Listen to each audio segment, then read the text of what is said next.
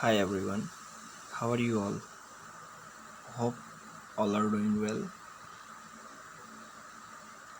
We have already seen chapter number 1 for semester 3,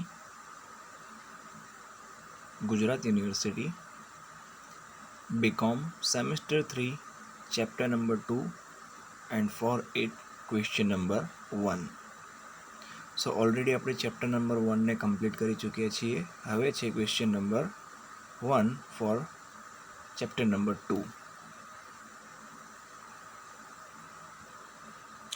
unit 2નું નામ છે terms of trade and distribution of gain. Terms of ટ્રેડનો મતલબ થાય છે વેપારી શરતો, and distribution of trade gain એટલે કે જે પણ આપણે વેપાર કરીએ છીએ તેના દ્વારા આપણને મળતા ગેઇનને ડિસ્ટ્રીબ્યુટ કરવું. ઓકે, સો સેકન્ડ યુનિટનો ક્વેશ્ચન નંબર 1 આપણને આપેલો છે, what is terms of trade, how gain from the trade and its distribution take place. વેપારની શરતો એટલે શું, how gain from trade and its distribution take place એટલે કે ગેઇન કેવી રીતે ઉદ્ભવે છે અને એ ગેઇનને ડિસ્ટ્રીબ્યુટ કેવી રીતે કરવામાં આવે છે. So in introduction portion, the concept of terms of trade is one of the most significant concept used in the theory of international economics. એટલે કે ટર્મ્સ ઓફ ટ્રેડનો જે ખ્યાલ છે એ ઇન્ટરનેશનલ ઇકોનોમિક્સમાં બહુ જ સારી રીતે અને બહુ જ જૂનામાં જૂનો ખ્યાલ છે. It is quantitative measure of a rate at which countries' exports and imports are exchanged against each other. એટલે આ જે ટર્મ્સ ઓફ ટ્રેડ છે એના દ્વારા આપણે કહી શકીએ છીએ કે કોઈ પણ દેશ બીજા દેશ જોડે કેટલા પ્રમાણમાં એક્સપોર્ટ કરે છે અને કેટલા પ્રમાણમાં ઇમ્પોર્ટ કરે છે એને એક તરીકે ક્વોન્ટિટેટિવ મેજર પણ ગણવામાં આવે છે. There can be 3 forms of terms of trade અને ત્યાં આપણને 3 ફોર્મ્સ જોવા મળે છે ટર્મ્સ ઓફ ટ્રેડના. સો એ આપણને અહીંયા આપેલા છે. Number 1 is convenient terms of trade, number 2 is adverse terms of trade and number 3 is balanced terms of trade. So પહેલામાં કીધું છે આપણને convenience terms of trade. Convenience એટલે કે અનુકૂળ વેપારી શરતો ફોર એની કન્ટ્રી, કોઈ પણ દેશ માટે, to get a unit of the other product has to pay less unit of his product before doing so, then for him terms of trade will be convenient. એટલે કોઈ પણ દેશ માટે જ્યારે તે દેશ ઇમ્પોર્ટ કરતું હોય તો એના બદલામાં એમને એક્સપોર્ટના ઓછા યુનિટ આપવા પડે તો એ દેશ માટે તે વેપારની શરતો અનુકૂળ છે તેમ કહી શકાય છે. એટલે આની અંદર ઇમ્પોર્ટ યુનિટ અને પ્રાઇસ ઓછી જોવા મળશે compare to export unit and price. એટલે નીચે તમને આપેલું છે import unit price less than export unit price. બરાબર, તો જ્યારે ઇમ્પોર્ટ ઓછું હોય એક્સપોર્ટ વધારે હોય ત્યારે આપણને ટર્મ્સ ઓફ ટ્રેડ કન્વિનિયન્ટ જોવા મળે છે, અનુકૂળ જોવા મળે છે. Then number 2 is adverse terms of trade. Adverse એટલે કે પ્રતિકૂળ વેપારની શરતો. For any country to get a unit of one product import has to pay more unit of its product being doing so export, then for him terms of trade will be adverse. એટલે કે જે convenient terms of trade હતી એનાથી ઊંધું. આની અંદર કોઈ પણ દેશ જ્યારે વેપાર કરતો હોય ત્યારે ઇમ્પોર્ટ યુનિટ કરતાં એક્સપોર્ટના યુનિટ વધારે આપવા પડતા હોય ત્યારે તે દેશ માટે વેપારની શરતો પ્રતિકૂળ બની જાય છે. Import unit price greater than export units and price. એટલે આમાં ક્લિયરલી આપણને જોવા મળે છે કે ઇમ્પોર્ટના યુનિટ અને પ્રાઇસ વધારે છે જ્યારે એક્સપોર્ટના યુનિટને પ્રાઇસ ઓછી છે. ઓકે, જેના કારણે વેપારની શરતો પ્રતિકૂળ બની જાય છે જે દેશ માટે સારું કહી શકાતું નથી. The number 3 is balanced terms of trade. Balance એટલે કે સમતોલિત વેપારની શરતો. If the rate of rate of export against import is same, then it is known as balanced terms of trade. જ્યારે એક્સપોર્ટ અને ઇમ્પોર્ટનો રેટ સરખો હોય વેપાર કરતી વખતે ત્યારે આપણને બેલેન્સ્ડ ટર્મ્સ ઓફ ટ્રેડ જોવા મળે છે. Import unit price is equal to export unit price. એટલે એની અંદર આપણને ઇમ્પોર્ટની પ્રાઇસ જેટલી જ એક્સપોર્ટની પ્રાઇસ પણ જોવા મળે છે. ઓકે, પછી આપ્યું છે આપણને meaning of terms of trade. વેપારની શરતોની વ્યાખ્યા.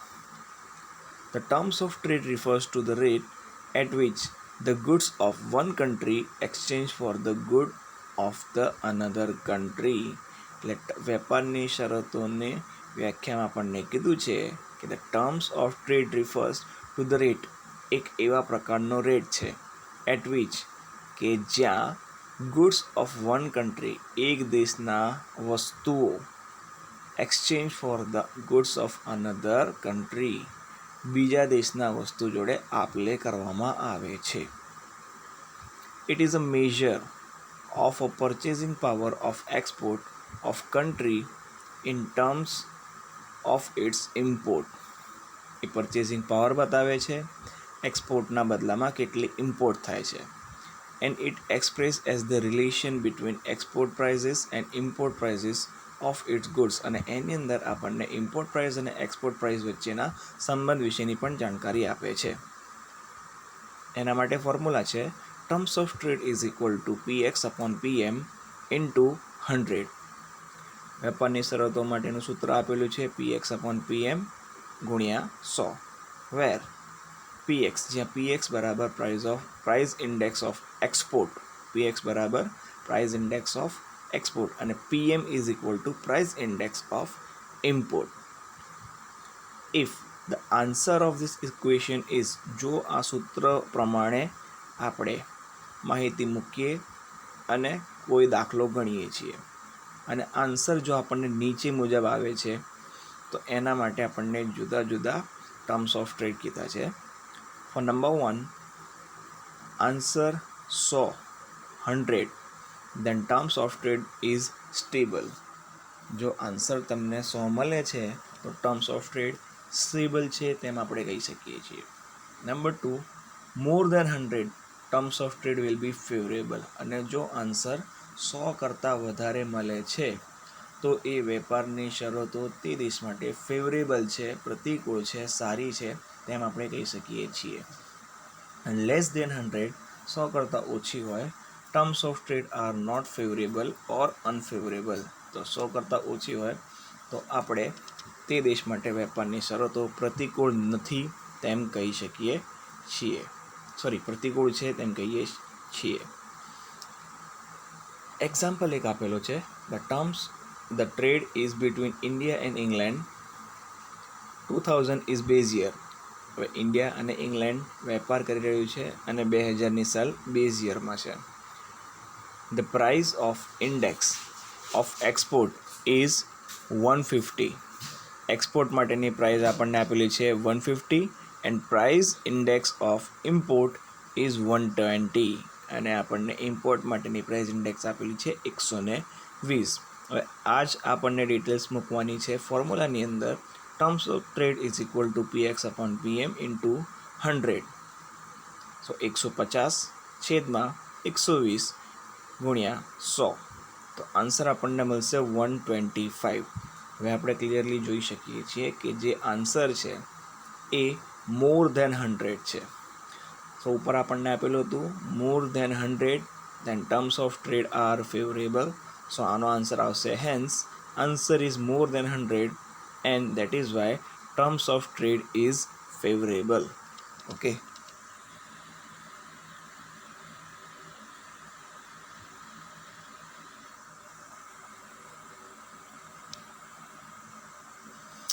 Gain from trade and its distribution. હવે ગેઇન આપણને બે આપેલા છે. એમાં નંબર 1 છે સ્ટેટિક ગેઇન્સ. સ્ટેટિક ગેઇન્સની અંદર પણ આપણને ડિફરન્ટ ઇન્ફોર્મેશન્સ આપેલી છે. મેક્ઝિમાઇઝેશન ઓફ પ્રોડક્શન એટલે કે ઉત્પાદનની અંદર વધારો કરવો. According to the classical economist, જૂના અર્થશાસ્ત્રીઓના મત મુજબ the gain from the trade result from the advantage of division of labour and specialisation both at national and international level. એટલે કે આ જે ગેઇન છે એ શું છે? રિઝલ્ટ છે, પરિણામ છે. કોનું પરિણામ છે? From the advantage of division of labour એટલે કે જે પણ લેબર લોકો છે એની અંદર ડિવિઝન પાડેલા છે એના ફાયદા છે. અને specialisation both at international and national level, અને જે પણ આપણે વસ્તુ બનાવીએ છીએ એને રાષ્ટ્રીય ક્ષેત્રે અને આંતરરાષ્ટ્રીય ક્ષેત્રે કરવામાં આવેલા સ્પેશિયલાઇઝેશનનું પરિણામ છે. નંબર 2, ઇન્ક્રીઝ ઇન વેલફેર એટલે કે વેલફેરની અંદર વધારો કરવો. As a result of international division of labour and specialisation, the production of goods increased in the consumption of goods increased, so welfare of people increased. આમાં ક્લિયરલી આપણને કીધું છે કે as a result of international division of labour and specialisation એટલે કે જે labour લોકો છે અને જે સ્પેશિયલાઇઝેશન કરવામાં આવેલું છે એના પરિણામ સ્વરૂપે the production of good increase એટલે કે ઉત્પાદનમાં વધારો થયેલો છે. And in consumption of goods increase જે વપરાશ છે એની અંદર પણ વધારો થયેલો છે. And so does the welfare of people અને એના પરિણામે છેલ્લે વેલફેર ઓફ પીપલમાં પણ વધારો થયેલો જોવા મળે છે. નંબર 3 છે increase in the national income રાષ્ટ્રીય આવકમાં વધારો થવો. When country gain from international specialisation and exchange of goods in trades there is a increase in the national income. જ્યારે કોઈ દેશ ગેઇન કરે છે ઇન્ટરનેશનલ સ્પેશિયલાઇઝેશન દ્વારા અને એક્સચેન્જ કરીને વિદેશ જોડે, there is increase in the national income. તો એના કારણે આપણને નેશનલ ઇન્કમમાં પણ વધારો થયેલો જોવા મળે છે. Vent opening for surplus. હવે આપણને ક્લિયરલી કીધું છે વેન્ટ અને બ્રેકેટમાં આપેલું છે ઓપનિંગ ફોર સરપ્લસ એટલે કે જે સરપ્લસ આપણે ઓલરેડી એકાઉન્ટમાં ભણીએ છીએ એનો મિનિંગ આપણને ખબર છે કે જે અમાઉન્ટ આપણને પ્રોફિટ કરતાં પણ વધારે મળતી હોય એને આપણે સરપ્લસ કહીએ છીએ. The gain from trade also arise from the existence of idle land, labor and other resources in country before it enters into international trade. એટલે કે આંતરરાષ્ટ્રીય વેપારની અંદર એન્ટર કરવાના પહેલાં ઘણી જગ્યાએ આપણને એમનેમ ખાલી પડી રહેલી જમીન, બેકાર પડી રહેલા માણસો અને બીજા ઘણા બધા સ્ત્રોતો જોવા મળે છે. ઓકે, સો એના ઉપર પણ આપણે ક્યાંક ને ક્યાંક ગેઇન મેળવી શકીએ છીએ. વિથ ઇટ્સ ઓપનિંગ જ્યારે આપણે આવી વસ્તુઓ એટલે કે ખાલી પડેલી જમીન, બેકાર થયેલા લેબર લોકો, બીજા ઉર્જાના સ્ત્રોતો, આ બધા જ્યારે વસ્તુઓ આપણે ઉપયોગ કરીએ છીએ with its opening when to the world market, જ્યારે આપણે આ બધી વસ્તુનો ઉપયોગ કરીને વર્લ્ડ માર્કેટમાં ઉતારીએ છીએ, its resources are use to produce a surplus good. ત્યારે આમનો ઉપયોગ કરીને આપણે સરપ્લસ ગુડ બનાવી શકીએ છીએ. Which would otherwise remains unsold. જો તમે એનો ઉપયોગ નહીં કરો, આપણે એમનો ઉપયોગ નહીં કરીએ તો એના દ્વારા ઉત્પાદન થયેલી વસ્તુઓ અનસોલ્ડ રહેલી જોવા મળે છે. પછી આપ્યું છે આપણને number 2 dynamic gain. Efficient employment of resources એટલે કે જેટલા પણ રિસોર્સિસ છે એની અંદર એમ્પ્લોયમેન્ટને આપણે ઇફિશિયન્ટલી યુઝ કરવાનું છે. The direct dynamic gain from the foreign trade are that comparative advantage leads to the more effective employment. Comparative advantage ના કારણે આપણે સારી રીતે more effective employment of the productive resources in the world આપણે શું કરી શકીએ છીએ? જેટલા પણ એમ્પ્લોયમેન્ટ માટેના રિસોર્સિસ છે, પ્રોડક્ટિવ રિસોર્સિસ છે, એને મોર ઇફેક્ટિવલી યુઝ કરી શકીએ છીએ. નંબર 2 વાઇડન ધ માર્કેટ એટલે કે બજારનું વિસ્તૃતીકરણ કરવું. The major indirect dynamic gain from trade is that widen the size of the market. એટલે કે ડાયનામિક ગેઇનમાં મેજર ફાયદો આપણને એ જોવા મળે છે કે એના કારણે બજારનું ક્ષેત્ર વધે છે. by enlarging the size of market and scope of specialization. એટલે કે સ્કોપ અને માર્કેટના સ્પેશિયલાઇઝેશનની અંદર વધારો કરતા international trade make great use of machines. International ટ્રેડની અંદર આપણે સારી એવી મશીનોનો ઉપયોગ કરી શકીએ છીએ. Encourages the innovation. આપણે ઇન્વેન્શન એટલે કે નવી નવી વસ્તુઓ, નવી નવી મશીનરી એન્ડ ઇનોવેશન્સને આપણે પ્રોત્સાહિત કરીએ છીએ. Raise the labour productivity. જે ઉત્પાદકતા છે કારીગર લોકોની, એમાં વધારો કરી શકીએ છીએ. Lower the cost. ખર્ચામાં ઘટાડો શકીએ છીએ. And leads to the faster growth. અને એના પરિણામે છેલ્લે આપણને ફાસ્ટર ગ્રોથ થયેલો પણ જોવા મળે છે. Okay. So number 3 is development of other activities. બીજી પણ પ્રવૃત્તિની અંદર આપણને ડેવલપમેન્ટ જોવા મળે છે. When a country start producing goods for export and importing goods for domestic consumption. જ્યારે કોઈ પણ દેશ વસ્તુઓ બનાવે છે એક્સપોર્ટ માટે, ઇમ્પોર્ટ માટે, ફોર ડોમેસ્ટિક કન્ઝપ્શન એટલે કે આંતરિક વેપાર માટે, અધર ઇકોનોમિક એક્ટિવિટીઝ ઓલ્સો ડેવલપ. તો એની સાથે બીજી પણ ઇકોનોમિક એક્ટિવિટીઝ ડેવલપ થયેલી આપણને જોવા મળે છે. There is expansion if infrastructure facility in power and building highways, bridges, flyover et cetera. એટલે કે જે પણ આપણને ઇન્ફ્રાસ્ટ્રક્ચર ફેસિલિટીઝ છે એમાં સુધારો વધારો થયેલો જોવા મળે છે. ફોર એક્ઝામ્પલ, વીજળી, highway, bridge, flyover, shopping and housing complexes are built along with the industrial centre. તો આ બધી વસ્તુઓ આપણને ઇન્ડસ્ટ્રીયલ સેન્ટર્સની આજુબાજુમાં ડેવલપ થયેલી જોવા મળે છે. Number 4 is increase in investment. ઇન્વેસ્ટમેન્ટની અંદર વધારો થયો. International trade encourages the setting up of new unit for assembling and production of variety of good. International ટ્રેડના કારણે પ્રોત્સાહન મળે છે નવા યુનિટની સ્થાપના કરવા માટે, અસેમ્બલ કરવા માટે અને પ્રોડક્શન કરવા માટે. સપ્લિમેન્ટરીઝ એન્ડ ઇન્સિલરી યુનિટ આર એસ્ટાબ્લિશ. એટલે કે જે જોઈએ તે અને એને સંબંધિત બીજા પણ યુનિટની સ્થાપના કરવામાં આવે છે. All this increase autonomous and induces investment in the countries. આજે ઓલ ધીસ ઇન્ક્રીઝ ઓટોનોમસ, આ બધાના કારણે આપણા દેશની અંદર રોકાણમાં વધારો થયેલો આપણને જોવા મળે છે.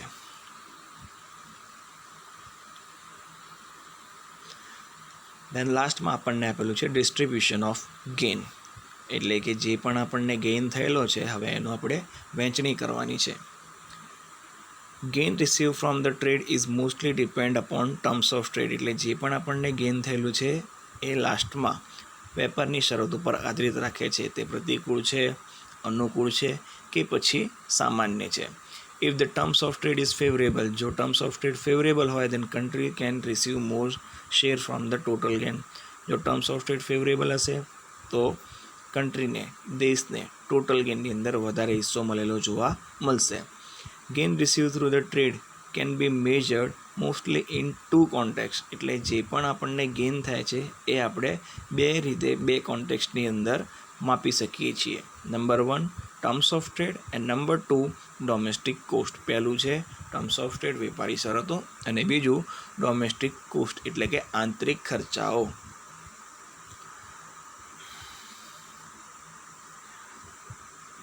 In international trade, any country know the terms of trade when he can be framed computable economy.